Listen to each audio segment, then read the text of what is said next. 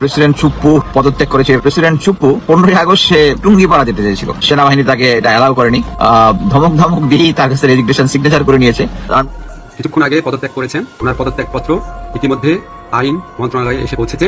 জনগণের দেশের মালিক জনগণ, তাহলে জনগণকে আসতে হবে, এগিয়ে আসতে হবে, ভোট কেন্দ্রে যেতে হবে, ভোট দিতে হবে, নিজের ভোটাধিকার প্রয়োগের মাধ্যমে তাদের মতো করে সরকার গঠন করতে হবে। সেই নির্বাচন পর্যন্ত আমি চাই যে একটি সুষ্ঠু নির্বাচন থেকে যেতে চাই। আসসালামু আলাইকুম দর্শক মণ্ডলী, আজকের ভিডিওটি একটু বেশি গুরুত্বপূর্ণ হতে যাচ্ছে এজন্যই যে রাষ্ট্রপতি শাহাবুদ্দিন চুপ্পু সাহেবকে নিয়ে কিছু কথা বলা হবে। তার পাশাপাশি আপনারা জানেন যে বর্তমানে গতকাল কতগুলো উপদেষ্টা নতুন করে নিয়োগপ্রাপ্ত হয়েছে।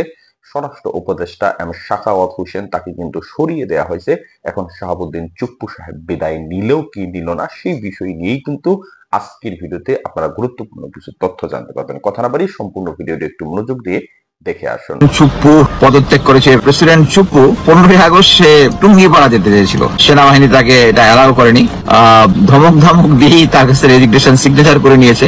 Army giving brief about Ziaul Hasan custody, ওর কাছে সমস্ত ইনফরমেশন আছে, কে কখন কি করছে, এবং যত মন্ত্রী মিনিস্টার আছে সবাইকে। এই জন্য তাকে হয়তো বলে দিচ্ছে যে বাড়ি যেতে দিতে হবে, বাড়ি চলে গেলে সবচেয়ে সেফ হইতো। বাট আমি যেটা মনে করি এট প্রেজেন্ট তাকে যদি রাজ সাক্ষী করা হয়, এই আওয়ামী লীগের যত আছে সবকিছু বেরিয়ে যাবে। আমার মনে হয় গোয়েন্দা সংস্থা শুড ওয়ার্ক অন ইট। গ্রেফতার আওতায় আরো নেতাদের আনতে হবে। অনেকেই এখনো দেশে আছে, অনেকেই দেশে আছে, বেশিরভাগই দেশে আছে। তাদের যে একটা কনফিডেন্স ছিল যে শেখ হাসিনাকে সরানো যাবে না, এই কনফিডেন্সটা কিন্তু অ্যাটলিস্ট 5 তারিখ সকাল পর্যন্ত ছিল, এবং এই জন্যই তার আগে থেকে করতে পারে না। বাট সবচেয়ে আমি যেটা শুনেছি সবচেয়ে স্মার্ট আমি বলবো তারেক সিদ্দিকী, সে চলে গেছে। আমি যেটা শুনেছি সে চিটাগাং হয়ে মিডল ইস্টে গিয়েছে, আর তাকে সেভ করেছিল আমাদের সেই বিখ্যাত রিয়ার এডমিরাল বোধহয় এখন সোহেল স্যার, আরেকজন হচ্ছে রিয়ার এডমিরাল আজমিন, দুজন সেভ করেছে তাকে চিটাগাঙে তারেক সিদ্দিকীকে।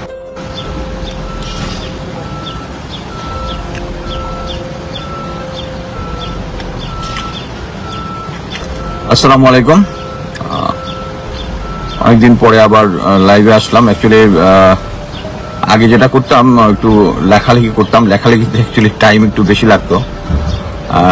বাট লাইভটা করার সময় দেখলাম যে লাইভটা কিছুক্ষণের মধ্যে চলে আসা যায়, রেডি থাকলে হয়, কথা বললে সময় অনেক কম লাগে। আমি অ্যাকচুয়ালি গত মঙ্গলবার দিন একটা তথ্য পেয়েছিলাম যে আমার সেই প্রাক্তন বন্ধু জিয়াউল হাসান, সে ছিল নক্ষত্র বিল্ডিং এ ক্যান্টনমেন্টে। তাকে মঙ্গলবার দিন তার জিনিসপত্র সব শিফট করে তার যে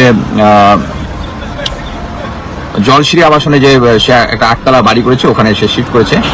ওখানে নাকি আমি ওই দিন খবর পেলাম সন্ধ্যায় যে ওর ওখানে নাকি 8 বাক্স ভর্তি ফরেন কারেন্সি, মানে ডলার, মেইনলি ডলার পাওয়া গেছে।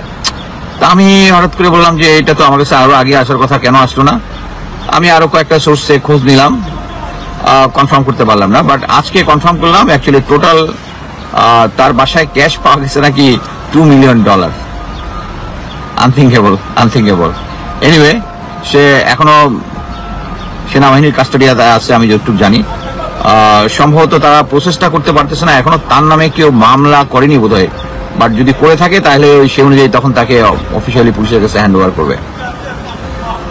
আরেকটা জিনিস সবাই জেনেছেন যে প্রেসিডেন্ট চুপ্পু হয়তোবা রেজিগনেশন দিয়েছে, পদত্যাগ করেছে, এরকম একটা জিনিস। হ্যাঁ, সরি আমি কাজে আছি, সো আমার ডগটা পিছনে আছে, একটা ঘোড়া দেখে সে উত্তেজিত হয়ে গেছে, ঘোড়ার গাড়ি। আচ্ছা, যেটা বলতেছিলাম যে যেটা শুনলাম যে প্রেসিডেন্ট চুপ্পু 15ই আগস্ট সে টুঙ্গিপাড়া যেতে চেয়েছিল। সে ওখানে গিয়ে তার অবশ্যই প্ল্যান ছিল নিশ্চয়ই কোনো একটা ভজকট পাঠানো। তা সেনাবাহিনী তাকে এটা অ্যালাউ করেনি, তাকে কোনো দেয়নি। এবং আরেকটা সূত্র থেকে জেনেছি তাকে মোটামুটি ধমক ধমক দিয়েই তার কাছে রেজিগনেশন সিগনেচার করে নিয়েছে। বাট এটা এখনো হয়তো পাবলিক করবে না, কারণ তাহলে আইনগত সাংবিধানিক অনেক জটিলতার সৃষ্টি হবে। সে যদি পদত্যাগ করে তখন আবার চলে আসবে, এখানে কি বলে স্পিকার চলে আসবে, মানে কিছু জিনিসপত্র থাকবে। সো এ কন্ট্রোল চুপ্পু ইজ বেটার দেন নো চুপ্পু। সম্ভবত এই ধরনের একটা ডিসিশন সে এখনো আছে। আর জনগণের দেশের মালিক জনগণ, তাহলে জনগণকে আসতে হবে, এগিয়ে আসতে হবে, ভোট কেন্দ্রে যেতে হবে, ভোট দিতে হবে, নিজের ভোটাধিকার প্রয়োগের মাধ্যমে তাদের মতো করে সরকার গঠন করতে হবে।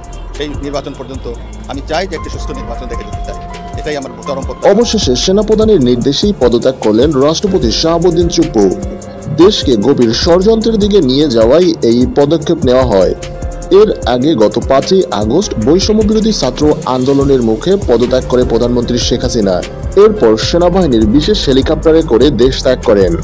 এর পরপরই আওয়ামী লীগের সকল মন্ত্রীরা দেশ থেকে লাপাত্তা হয়ে যান। ইতিমধ্যেই প্রধানমন্ত্রী নয়াদিল্লি অবস্থান করায় রাষ্ট্রপতির সাথে তার ঘনিষ্ঠ সম্পর্ক রয়েছে, তাই যে কোনো সময়ে যে কোনো সিদ্ধান্ত নিতে পারে রাষ্ট্রপতি। এজন্য অন্তর্বর্তী সরকারের কাছে হুমকি মনে করার বিষয়টি সেনাপ্রধানকে জানানো হয়। পরবর্তীতে সেনাপ্রধান ওয়াকারুজ্জামানের নির্দেশেই রাতেই পদত্যাগ করেন রাষ্ট্রপতি। বঙ্গভবন ত্যাগের সময় তাকে ক্ষমা চাইতে দেখা যায়।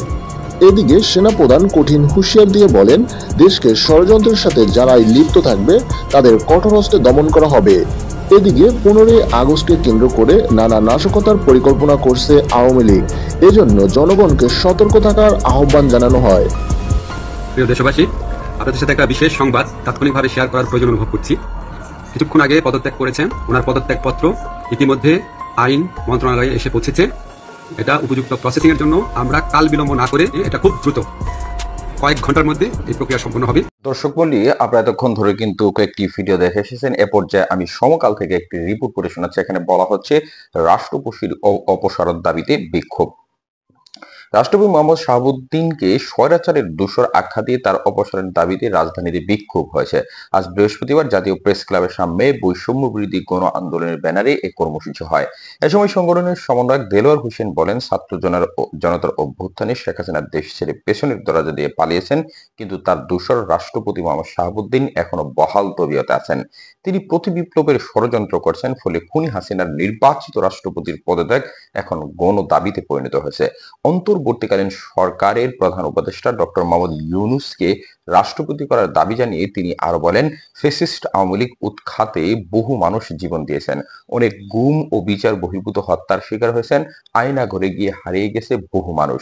যে দু একজন ফিরে এসেছেন তারা আদৌ স্বাভাবিক জীবনে ফিরতে পারবেন কিনা সন্দেহ হয়। ফলে জনগণকে শত্রু মিত্র সম্পর্কে পরিষ্কার ধারণা ও ষড়যন্ত্র সম্পর্কে সতর্ক থাকতে হবে।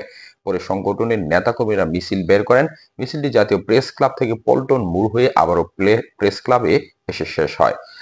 দর্শক মণ্ডলী, এখানে কিন্তু আপনারা যে গণ আন্দোলনের দাবিতে বৈষম্য বিরোধী গণ আন্দোলন, এখানে যে ছাত্ররা রাজধানী প্রেস ক্লাবে আজকে কিন্তু বের হয়েছে এবং তারা সরাসরি বর্তমান যে রাষ্ট্রপতি শাহাবুদ্দিন চুপ্পু তাকে দ্রুত সময়ের মধ্যে অপসারণ করে ডক্টর মোহাম্মদ ইউনূসকে সে পদে নিয়ে আসার জন্য আন্দোলন শুরু করে দিয়েছে। শুধুমাত্র তাই নয়, সামাজিক যোগাযোগ মাধ্যমে কিন্তু এই বিষয়টি নিয়ে বিস্তর আলোচনা হচ্ছে এবং অনেকেই কিন্তু এটার মানে এক কথায় বলতে গেলে পক্ষে মত দিচ্ছেন যেন চুপ্পু সাহেবকে দ্রুত অপসারণ করা হয়, কারণ তাকে স্বৈরাচারের দোসর বলা হচ্ছে। তিনি শেখ হাসিনা সরকারের সমস্ত অপকর্ম কে সমর্থন দিয়ে গেছেন। তার পাশাপাশি ডিবি প্রধান হারুনুর রশিদ, আপনারা প্রত্যেকেই চিনে থাকবেন, তার কাছ থেকে স্বর্ণের তরবারি উপহার নিয়েছিলেন এবং এই শাহাবুদ্দিন সাহেব অনেক সময় উবাইদুল কাদের সাহেবের ছবিতে গিয়ে কমেন্ট করতেন, প্রিয় লিডার।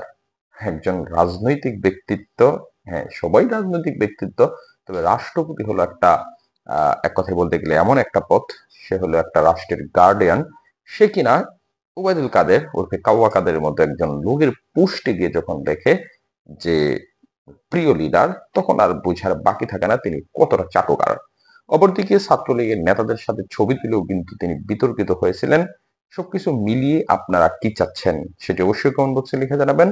আর পরবর্তী আপডেট পেতে যারা এখন পর্যন্ত আমাদের এই চ্যানেলটিকে সাবস্ক্রাইব করেননি, চ্যানেলটিকে সাবস্ক্রাইব করে 5 টাকা বেল আইকনটি বাজিয়ে সাথেই থাকবেন। ধন্যবাদ সবাইকে। আসসালামু আলাইকুম।